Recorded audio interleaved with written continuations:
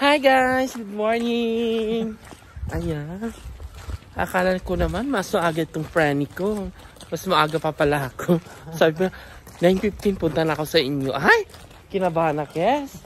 Para ko naiwan na ako. Baka nandun ka na naman sa sasakyan.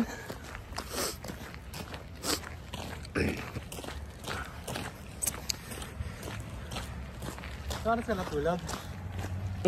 Alas 1, alas 2. Ganoon ako nakakatulog eh. Ang sarap. Sarap sa umaga. Anong oras si Arlan? Alas 11 si Arlan. 11 to 5? 11 to 5. Muna pa siyang mag-outside. Ay, ganun talaga, besh. Wala tayong magagawa.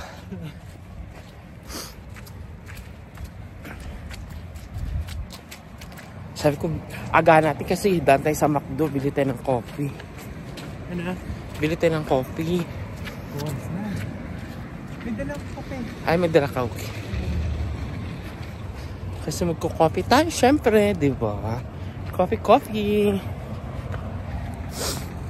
Hindi, parang umulan, no? Umulan kagabi.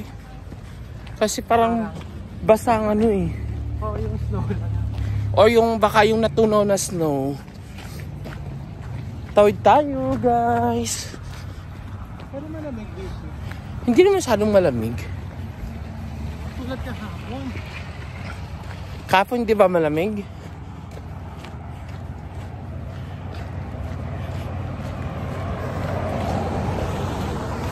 Sabihin natin, pak! Ayan, ito na yung dinadaanan namin papunta sa work. May sabay ulit kayo mag-out. Oh my God, ang kalat. What's that? Wala na mo yan, gamutin na ako. Ba't hindi ka dyan nagtatapos, sir? Para hindi nilak naman, no? Ayan, dito na tayo ulit sa ating work. Si KFC.